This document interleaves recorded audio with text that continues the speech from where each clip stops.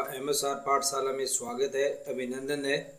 दोस्तों, मैं आपका प्रिय दोस्त महीप सिंह राठौड़ और आज का अपना विषय है स्टाफ लॉगिन से कैसे प्रपत्र 5 में या विद्यार्थियों के कुछ डाटा अद्यतन करने हैं। जैसे उसका नाम है, जन्म दिनांक है, लिंग है, जाति है, संवर्ग है, BPL है, EWS है, CWSN में विद्यालय एवं स्टाफ लॉगिन के माध्यम से वांछित बदलाव किए जाने की सुविधा दी गई है। ये स्टाफ लॉगिन में दी गई है। प्रत्येक कार्मिक अध्यापक है वो अपने स्टाफ लॉगिन के माध्यम से लॉगिन करके, जैसे आपको कंप्यूटर स्क्रीन पे दिखाई दे रहा है कि student basic information updation module है, वो स्टाफ लॉगिन में आपके जल्दी ही अद्यतन होगा।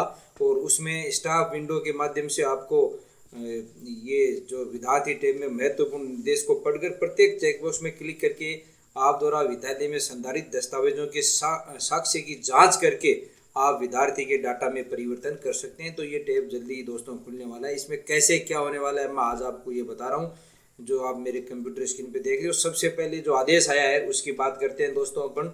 तो ये आदेश अपने निदेशक राजस्थान माध्यमिक शिक्षा बोर्ड का आदेश है, सभी को आदेशित किया गया है।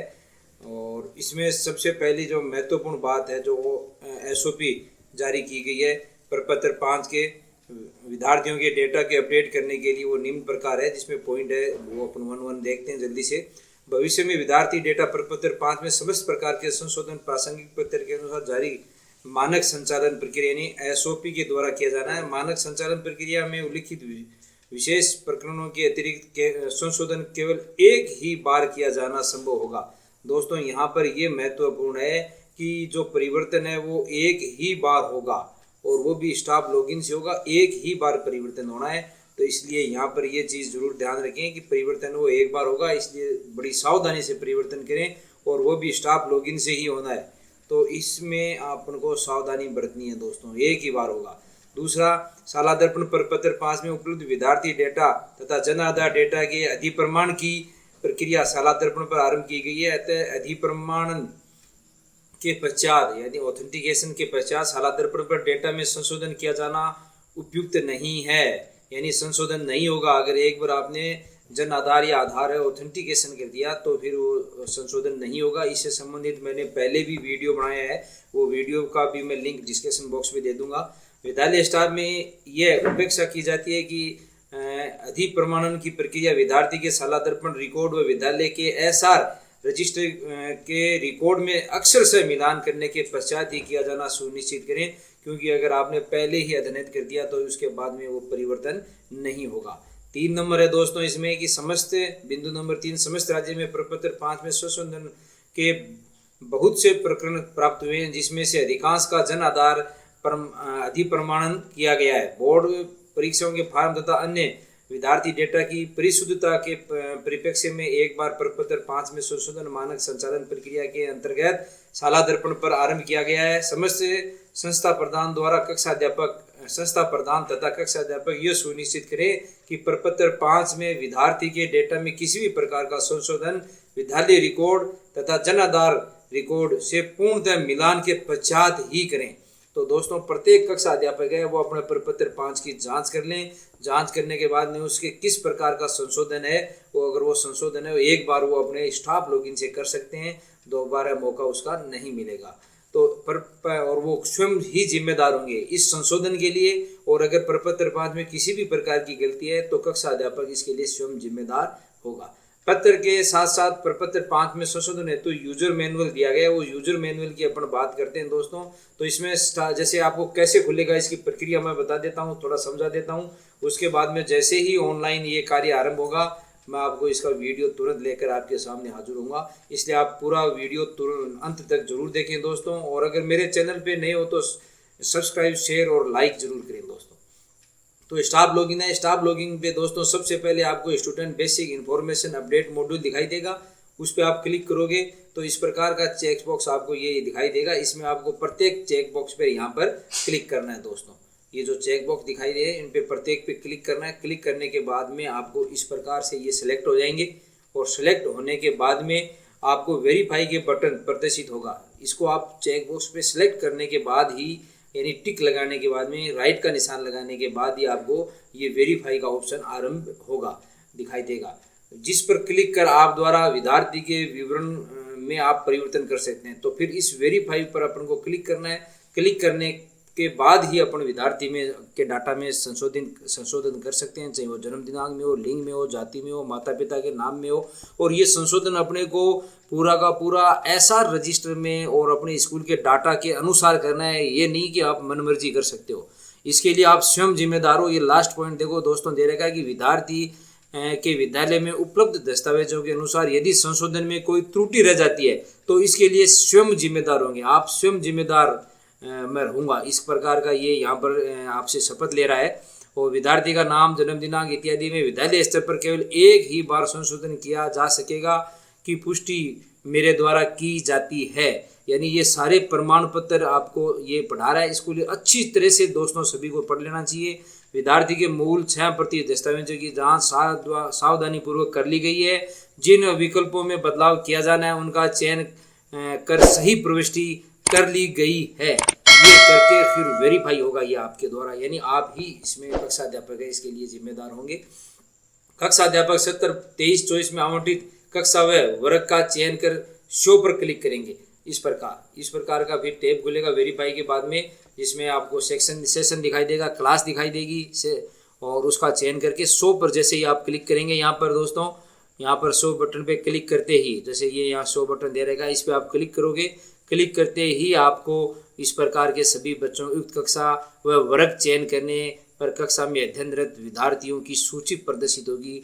जिन विद्यार्थियों के डाटा में परिवर्तन करना है उनका चयन निम्नानुसार सूची में करें। तो इनमें से जिन विद्यार्थियों के आपके डाटा में परिवर्तन करना है वहाँ पर आप यहाँ पर क्लिक कर सकते हो। क्लिक करते ही उसका सारा डाटा खुल जाएगा। तो इस प्रकार ये एक डेमो आपको मैं दे रहा हूँ। बाकी जैसे शाला दर्पण पे ऑन ये कार्य जब भी प्रारंभ होगा उसका भी अपन ऑनलाइन वीडियो बनाएंगे दोस्तों। चयनित विद्यार्थियों के जिस प्रविष्टि में वांछित परिवर्तन किया जाना है, यथा नाम, माता पिता का नाम, जन्म तिथि इत्यादि का चेक बॉक्स द्वारा चयन करें तथा वांछित परिवर्तन कर सेव बटन पर क्लिक करें, अन्यथा चयनित प्रविष्टि का पुनः चयन करते हुए रीसेट का प्रयोग करें। तो इस प्रकार जैसे आप किसी को चुनने के बाद में उसके डाटा इस प्रकार खुलकर आपके सामने प्रदर्शित होंगे। प्रदर्शित होने के बाद में आपको देखो यहाँ पर कुछ ये चीज़ें हैं, ये जांच कर लेनी है। और करने के बाद में इनमें से जो ये चेक बॉक्स दिखाई दे रहे हैं दोस्तों, इस साइड में यहाँ आपको ये चेक बॉक्स दिखाई दे रहे हैं। इनमें से क्या परिवर्तन करना है आपको, जैसे नेम में, फादर नेम में, मदर नेम में, जेंडर में, डीओबी में, कास्ट में, बीपीएल है या नहीं, ईडब्ल्यूएस है या नहीं, सीडब्ल्यूएसएन है या नहीं। इसमें अगर जो यहाँ पर जो शाला दर्पण में एंट्री है वो सूची यहाँ पर प्रदर्शित हो रही है कि ये वर्तमान में शाला दर्पण में यहाँ पर क्या है और इनमें से क्या गलत है। अगर आपको इनमें से कोई गलत लगता है तो आप यहाँ पर इसकी वांछित सूचना है वो दर्ज होगी। यहाँ पर अपन ये क्लिक करके यहाँ पर दर्ज कर देंगे। जैसे बच्चे का नाम चेंज है यहाँ पर, तो इसमें नाम के चेक बॉक्स पर यहाँ पर राइट का निशान लगाना है अपन को। यहाँ पर राइट का निशान लगाना है। यहाँ पर राइट का निशान लगाने के बाद ये अपने आप बॉक्स खुलकर सामने आ जाएगा और यहाँ पर अपन उसका सही नाम लिख देंगे। सही नाम लिख के फिर यहाँ पर सेव कर देंगे, या आप सारा ही चीज़ रीसेट करके वापस पुनः भी भर सकते हैं। ये दोनों ऑप्शन दोस्तों आपके पास उपलब्ध रहेगा। उदाहरण के लिए किसी विद्यार्थी के जन्म दिनांक में यदि परिवर्तन किया जाना है तो वांछित संशोधन दर्ज करें के कॉलम में दस्तावेज के आधार पर चाहा गया परिवर्तन कर सेव बटन पर क्लिक करें। जैसे मान लो यहाँ पर डीओबी में चेंज करना है तो डीओबी के बॉक्स पे यहाँ पर अपने राइट का निशान लगा दिया। राइट का निशान लगा के यहाँ पर ये डीओबी का वो बॉक्स है वो ओपन हो जाएगा। ओपन होते ही यहाँ राइट है सही डीओबी वो डाल देंगे बच्चे की। जैसे यहाँ पर सही डीओबी अपन ने डाल दी, डालकर सेव पर क्लिक करेंगे तो ये सेव हो जाएगा। इससे पहले थोड़ा सा ऊपर में दोस्तों ये भी बताना चाहूँगा, यहाँ पर जो ये रेड में जो इंस्ट्रक्शन दे रखे हैं, परिवर्तन योग्य कार्य कृपया उपलब्ध दस्तावेजों से अच्छे से मिलान करें, आवश्यक होने पर ही बदलाव अनुमोदित करें। अगर उपलब्ध दस्तावेजों के मतलब जो स्कूल में एसआर में है या जो उपलब्ध दस्तावेज है उसके अनुसार ही आपको करना है, उसके अनुसार नहीं किया तो जिम्मेदार कक्षा अध्यापक ही होगा। सेव करने के पश्चात विद्यालय लॉगिन से टू बी वेरीफाइड टैब में सत्यापन हेतु विद्यार्थी सूची प्रदर्शित होगी। उसके बाद में विद्यालय लॉगिन में विद्यार्थियों के टू बी वेरीफाई इस टैब का आरंभ होगा। इस टैब के आरंभ होने के बाद में ये जितने भी चेंज किए किसी भी कक्षा के द्वारा उन सभी कक्षाओं की अलग अलग सूची जो स्टाफ लॉगिन से विद्यार्थी जो कक्षा अध्यापकों द्वारा चेंज करके इसकी मतलब जो फॉरवर्ड की गई है रिक्वेस्ट है, ये स्कूल लॉगिन पे फॉरवर्ड हो जाएगी। स्कूल लॉगिन पे फॉरवर्ड होने के बाद में यहाँ पर संस्था प्रधान द्वारा ये कार्य किया जाना आगे का दोस्तों। तो स्कूल लॉगिन में संस्था प्रधान द्वारा अमुक 70 कक्षा व वर्ग का चयन करना है। जैसे सेशन है कक्षा 6 के कक्षा अध्यापक ने सेक्शन ए करके शो करेंगे, तो कक्षा 6 के कक्षा अध्यापक ने क्या क्या चेंज के लिए फॉरवर्ड किया है तो वो यहाँ पर प्रदर्शित हो जाएगा। जैसे ये डीओबी के लिए किया है तो यहाँ पर फिर वेरीफाई बटन को संस्था प्रधान द्वारा भी वापस एसआर में पुनः जांच करके ये वेरीफाई पर क्लिक करना है। करने के बाद में इस प्रकार का टैब खुलकर सामने आ जाएगा।